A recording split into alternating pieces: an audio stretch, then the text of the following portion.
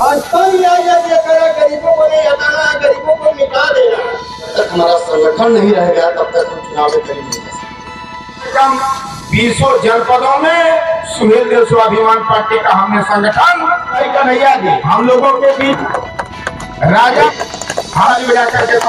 जय हिंद साथियों, इस वक्त हम आजमगढ़ जिले के मुबारकपुर और जहानागंज के बीच में एक मोड़ आता है, महुआ मोड़, वहाँ पर खड़े हैं। और यहाँ पर आज सुहेल देव समाज पार्टी का एक कार्यक्रम है जिसके अंदर इस पार्टी के राष्ट्रीय अध्यक्ष और जो इससे पहले यहाँ के विधानसभा के प्रत्याशी थे राम दुलारे राजभर और भी जिला स्तर के बहुत सारे लोग हैं। तो हम चलते हैं और उनसे कुछ बात करने की कोशिश करेंगे। राजा प्रजापति जी अब हमारे साथ में सुहेल देव समाजवादी पार्टी के राष्ट्रीय अध्यक्ष महेंद्र राजभर जी है और उनसे हम कुछ सवालात करेंगे। महेंद्र राजभर जी, जब एक राजभर जी हैं तो दूसरी पार्टी बनाने की क्या ऐसी आवश्यकता पड़ गई? सबसे पहले तो आपको बहुत बहुत बधाई हो।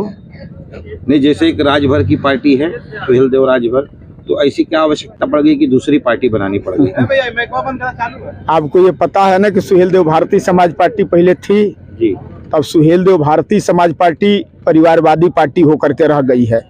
चूंकि 22 के गठबंधन में 17 सीट समाजवादी पार्टी ने इनके कार्यकर्ताओं के लिए इनके खाते में दिए, लेकिन बाप बेटा तक सीमित रहे, बाकी सीटों को इन्होंने सौदा कर लिया।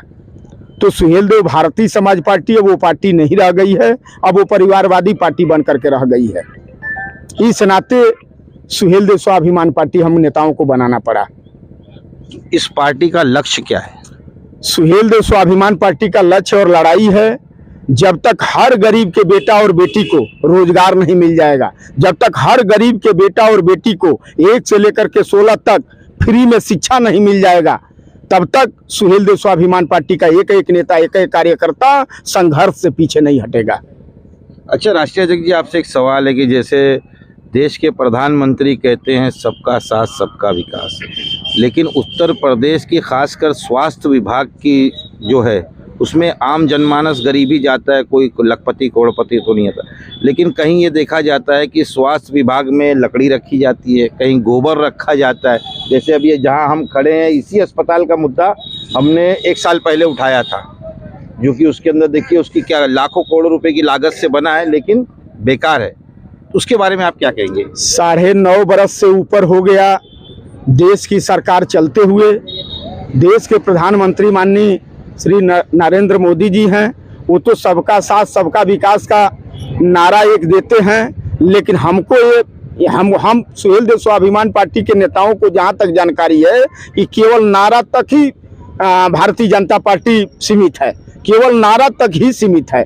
अगर भारतीय जनता पार्टी 9.5 बरस के दौरान अगर विकास का काम की होती तो जो मोदी जी ने वादा किया था कि हर वर्ष 2 करोड़ नौजवानों को मैं रोजगार दूंगा, लेकिन आज के डेट में आप देखें तो 9.5 बरस हो गया। 9.5 बरस में बेरोजगारी चरम सीमा पर बढ़ी है, कहीं किसी नौजवान को रोजगार नहीं मिला है।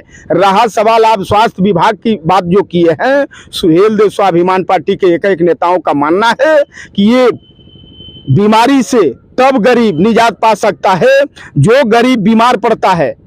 जो गरीब बीमार पड़ता है सरकार उसके इलाज के लिए जो धन मुहैया कराती है, सरकार इस सिस्टम को ही केवल चेंज कर दे।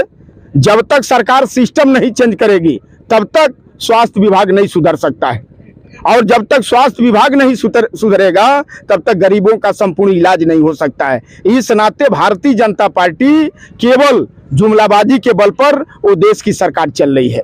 अच्छा, एक आखिरी सवाल कि 2024 में जो इलेक्शन आ रहा है लोकसभा का, उसमें आप की क्या रणनीति होगी? देखिए 2024 को लेकर के हम सुहेल देव स्वाभिमान पार्टी के नेता अपना हर जनपदों में, ब्लॉकों में, विधानसभाओं में अपने कार्यकर्ताओं को धार दे करके संगठन कैसे हमारा मजबूत हो, हम लोग संगठन मजबूत के रास्ते पर अपने कार्यकर्ताओं को डायरेक्शन दिया जा रहा है।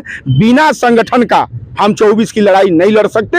24 की लड़ाई को फतह करने के लिए जब तक धरातल पर सुहेल देव स्वाभिमान पार्टी का संगठन नहीं होगा तब तक हमारी लड़ाई फतह नहीं हो सकती है। तो आप अकेले चुनाव लड़ेंगे कि किसी के साथ गठबंधन भी? फिलहाल समय तो हम लोग अपना संगठन की तैयारी कर रहे हैं, लेकिन आने वाले समय में हम लोग कहीं ना कहीं रहेंगे। चलिए, धन्यवाद आपका।